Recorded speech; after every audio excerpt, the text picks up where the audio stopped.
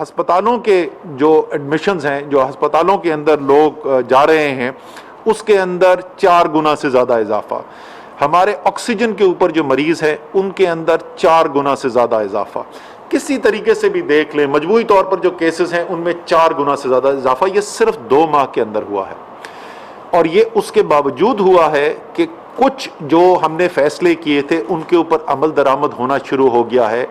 لیکن بدقسمتی سے یہ وہ عمل درآمد نہیں ہمیں نظر آ رہا جس طریقے سے پہلی لہر کے اندر ہوتا ہوا نظر آیا تھا. بڑے بڑے فیصلے کیا ہوئے؟ ہمارے تمام تعلیمی ادارے جو ہے ان میں موسم سرما کی چھٹیوں کا اعلان کر دیا گیا، اور 5 کروڑ پاکستان کے بچے جو ان تعلیمی اداروں میں جا رہے تھے وہ ان کی نقل و حمل جو ہے وہ رک گئی، اور اسی طریقے سے 20 لاکھ اساتذہ جو تھے ان کا جانا جو ہے وہ بند ہو گیا. یہ ایک بہت بڑا فیصلہ تھا. پھر ہمارے جو شادیاں ہو رہی ہیں، اور یہ شادیاں ہونے میں جو اندر شادیاں ہو رہی تھیں ان کے اوپر پابندی لگا دی گئی. باہر کی جو شادیاں ہیں اس کے اندر جو ہے وہ صرف 300 کی لمٹ رکھ دی گئی. اسی طریقے سے جو ریسٹورانٹ ہیں جہاں اندر بند کمروں کے اندر کھانا کھایا جا رہا تھا اس کے اوپر پابندی لگ دی گئی. یہ تمام تکلیف دہ فیصلے ہیں. ہمیں بچوں کی تعلیم کی بھی فکر ہے. ہمیں یہ بھی پتا ہے کہ پاکستان میں آج بہت سارے تعلیمی ادارے جو ہیں وہ کم قیمت پہ کم فیس چارج کر کے بچوں کو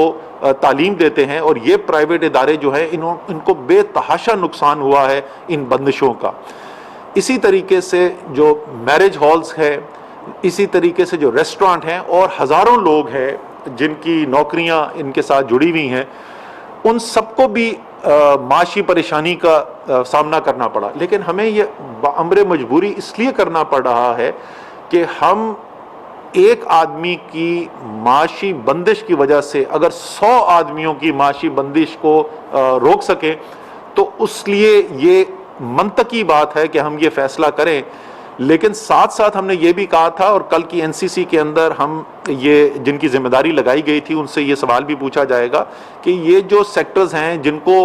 مجبوراً بند کرنا پڑا ہے ہمیں، ان کے لیے کوئی ریلیف پیکج کا بھی اعلان کیا جائے، اور انشاءاللہ تعالی جلد اس کے اوپر کام بھی ہوگا. لیکن ایک فیصلہ جو شاید اس میں سب سے اہم فیصلہ تھا وہ تھا کہ جو پبلک گیدرنگ یعنی عوامی اجتماعات جو ہو رہے ہیں ان میں 300 سے زیادہ لوگ اکٹھے کرنے کی پابندی کے اوپر، اس فیصلے کے اوپر عمل درآمد نہیں ہو رہا. ایک تو اس کی وجہ سے نقصان یہ ہو رہا ہے کہ براہ راست جو وبا کا پھیلاؤ ہے، ظاہر ہے جہاں پہ اگر ایک جگہ پہ 10,000 20,000 30,000 لوگ جمع ہوں گے تو وبا کا پھیلاؤ بڑھے گا. لیکن میں بار بار یہ بات کر چکا ہوں کہ اس سے زیادہ خطرناک چیز یہ ہو رہی ہے کہ جب ملک کے لوگ اپنے لیڈرز کو یہ سنتے ہیں کہ جلسہ کرنے سے کورونا بھاگ جائے گا، وبا کا پھیلاؤ کا کوئی اس سے تعلق ہی نہیں، یہ تو ایک سیاسی بات کی جا رہی ہے کہ وبا پھیل رہی ہے، اور اس کے نتیجے میں لوگ اپنی حفاظتی تدابیر پر عمل کرنا یا کم کر دیں یا ختم کر دیں، وہ اس سے کہیں زیادہ بڑا نقصان ہے. جلسہ تو ایک شہر میں ایک جگہ پہ ہو رہا ہے، وہاں پہ 10 20 30,000 لوگ بیٹھے ہوئے ہیں، لیکن جو لوگ گھر میں یہ بیٹھے پیغام سن رہے ہیں وہ کروڑوں کی تعداد میں اور سارے پاکستان کے اندر پھیلے ہوئے ہیں. اس لیے جو ایک سب سے بنیادی فرق ہمیں نظر آ رہا ہے پہلی لہر سے وہ ہے یہی کہ پیغام یکساں نہیں جا رہا. اقدامات کے اوپر فرق ہو سکتا ہے، پچھلی لہر میں بھی ہوتا تھا، کوئی ذرا سا زیادہ چاہتا تھا، کوئی ذرا سا کم جاتا تھا، لیکن پیغام ایک ہی تھا. لیکن اس دفعہ جو ہے بدقسمتی سے وہ پیغام نہیں جا رہا یکساں. ہم نے پچھلے ایک ہفتے میں NCOC سے کوشش کی، ہم نے صدر پاکستان سے درخواست کی، اور ان کے ممنون ہے کہ انہوں نے میٹنگ بھی کال کی علماء کے ساتھ، اور بہت اچھا علماء کی طرف سے پیغام بھی آیا. ہمارے ڈاکٹر صاحبان جو ہیں ان کی طرف سے تو ظاہر ہے سب سے زیادہ وہی براہ راست اثر انداز ہوتے ہیں. اور آپ کو میں بتاتا چلوں کہ اس وقت پاکستان کے اندر سینکڑوں کی تعداد میں ہمارے وہ ہیلتھ کیئر کے ورکرز، ڈاکٹرز یا پیرامیڈکس جو کورونا کے مریضوں کا علاج کرتے ہیں، وہ اس وقت خود اس مرض کا شکار ہوئے ہوئے ہیں. تو ان کی طرف سے بھی یہ بات جا رہی ہے. میڈیا کے اندر یہ چیز کم ہو گئی تھی. میں مشکور ہوں میڈیا کا. پچھلے ہفتے 10 دن کے اندر میں نے دیکھا ہے, ہم نے ان سے ریکویسٹ بھی کی تھی, یہاں پر بھی ہم نے بلایا تھا, اور میڈیا کے اندر بھی اب اس بات کا, اس پیغام کی جو ترجیح ہے اس کو صحیح ترجیح دی جا رہی ہے اور بار بار بولا جا رہا ہے. تو میں یہی اب اپنے سیاسی لیڈرز کے ساتھ بھی اپیل کروں گا, اور اس سے زیادہ ضروری عوام کے ساتھ. آپ ظاہر ہے جس کو بھی آپ اپنا لیڈر سمجھتے ہیں, جس کو بھی آپ سیاسی طور پر سپورٹ کرتے ہیں, اس کو ووٹ ڈالنا چاہتے ہیں, وہ آپ کا ہے. پاکستان ایک الحمدللہ ایک جمہوری ملک ہے, اور پاکستان ان چند مسلم ممالک میں ہے جہاں پہ ایک بھرپور جمہوریت کا نظام ہے, اور یہ اس پہ ہمیں فخر ہے اس بات کے اوپر. لیکن یہ سارا نظام تو اس لیے بنایا جاتا ہے تاکہ عوام کی زندگی بہتر کی جائے, ملک ترقی کرے, ملک کے اندر خوشحالی آئے, ملک کے اندر امن آئے. جمہوری نظام کا مطلب یہ نہیں ہے کہ سیاسی لیڈرز ایسے فیصلے کریں اور عوام کو ایسا پیغام دیں جس سے ملک کی, عوام کی صحت خطرے کے اندر پڑے, لوگوں کا روزگار خطرے کے اندر پڑے. میں نے آپ کو پہلے بتایا کہ کیونکہ ہم عمل درآمد نہیں کرتے رہے ہیں حفاظتی تدابیر میں, اور کس طریقے سے, کس تیزی سے وبا کا پھیلاؤ میں اضافہ ہوا ہے, اور ہمیں مجبوری سے چند سیکٹرز کے اوپر بندش لگانی پڑی ہے.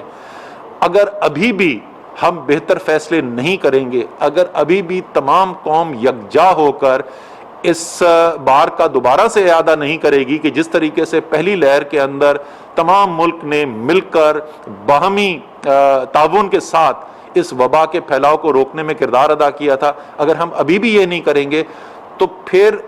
مجھے یہ کہتے ہوئے انتہائی تکلیف ہوتی ہے کہ شاید ہفتے بعد, 2 ہفتے کے بعد ایسی صورتحال پیدا ہو کہ ہمارے پاس کوئی اس میں چوائس ہی نہ رہ جائے اور ہمیں مزید سیکٹرز جو ہیں ان کے اوپر بندش لگانی پڑے. آخر میں جو تمام جو انتظامی افسرز ہیں, جو صوبوں کے چیف سیکرٹریز ہیں, ان کے نیچے جو انتظامیہ کے لوگ ہیں, گراؤنڈ تک کمشنر ہیں, ڈی سی ہیں, اے سیز ہیں, اور عملہ ہے زمینی, اسی طریقے سے ہیلتھ ڈپارٹمنٹ والے ہیں, میں ان سے بھی درخواست کرنا چاہتا ہوں. میں نے یہ پہلے بھی کہا تھا اور میں دوبارہ یہ دہرانا چاہوں گا, مجھے بہت فخر ہے اس بات کے اوپر. ہمارے ہاں بہت ہماری بیوروکریسی جو ہے, سول سروس جو ہے, اس کے اوپر تنقید بھی کی جاتی ہے, لیکن جس طریقے سے ان لوگوں نے انتظامی کارروائی کی, جس طریقے سے انہوں نے کام کیا, جس محنت سے کام کیا, کوئی 7 دن چھٹی نہیں تھی, اور مشکل حالات کے اندر خود کو خطرے کے اندر ڈال کر ایک زبردست پرفارمنس دی. اور وہ ایک جو بہت ہماری جو وجوہات تھیں جس کی وجہ سے ہمیں کامیابی حاصل ہوئی پہلی لہر کے اندر, اس کے اندر ہماری انتظامیہ کا کردار بھی تھا. مجھے وہاں پر بھی کچھ لگتا ہے کہ کچھ تھوڑی ہچکچاہٹ لگتی ہے, جو جس طریقے سے عمل درآمد کرانے کے لیے فیصلے پہلے کیے گئے اور اس پہ عمل درآمد کرایا گیا, اور آج صبح NCOC کی میٹنگ کے اندر بھی اس کے اوپر بات ہوئی تھی. تو ان سے بھی میں اپیل کرتا ہوں, آپ مشکل کام کر رہے ہیں, آپ اگر مجھ پر بندش کوئی لگاتے ہیں تو ظاہر ہے میں اس سے ناراض ہوتا ہوں, لیکن یہ آپ میری ہی حفاظت کے لیے کر رہے ہیں, اور پوری قوم کو, پوری قومی لیڈرشپ کو, حکومت کو, مجھے, وزیر اعظم کو آپ پر فخر ہے کہ آپ ایک اہم قومی ذمہ داری ادا کر رہے ہیں.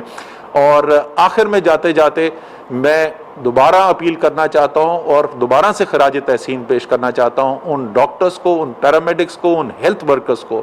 جو صرف زبانی غلامی یہ بات نہیں ہے, واقعی میں اپنی زندگی خطرے میں ڈال کر جو ہزاروں کی تعداد میں اس وقت مریض ہسپتالوں کے اندر جا رہے ہیں اور تعداد تیزی سے بڑھتی جا رہی ہے کورونا کے مریضوں کی, ان کی حفاظت کے لیے, ان کی صحت یابی کے لیے جو آپ کام کر رہے ہیں, تمام قوم کو آپ پر فخر ہے. ہم آپ کو خراج تحسین تو پیش کرتے ہیں, لیکن اس سے کہیں زیادہ مجھے یقین ہے کہ اللہ تعالیٰ آپ کے اس محنت کو, اس اپنی زندگی سے دوسرے اللہ تعالیٰ کی مخلوق کی مدد کے لیے جو آپ کام کر رہے ہیں, وہ آپ اللہ تعالیٰ کی خوشنودی بھی حاصل کر رہے ہیں. تو دنیا کے اندر بھی انشاءاللہ تعالیٰ آپ کو سب لوگ جو ہیں, اور واقعی میں ہے بھی ایسا, پوری قوم آپ پر فخر کرتی ہے, اور آخرت میں بھی انشاءاللہ تعالیٰ آپ کو اس کی جزا ملے گی. تو اسی اپیل کے ساتھ تمام قوم کے ساتھ یکجا ہو جائیں. ایک پیغام جو ہمارے ماہرین نے دیا ہے حفاظتی تدابیر کا, اس پر سب مل کر عمل کرتے ہیں, اور ایک دفعہ پھر جس طرح پہلی لہر کے اندر دنیا نے پاکستان کی مثال دی اور لوگوں نے کہا کہ اگر سیکھنا چاہتے ہو تو پاکستان سے سیکھو, انشاءاللہ تعالیٰ اسی طریقے سے اگر ہم مل کے کام کریں گے تو یہ دوسری لہر جو انتہائی خطرناک لہر ہے، اس کے بعد بھی دنیا انشاءاللہ مثال دے گی آپ کی۔ پاکستان زندہ باد۔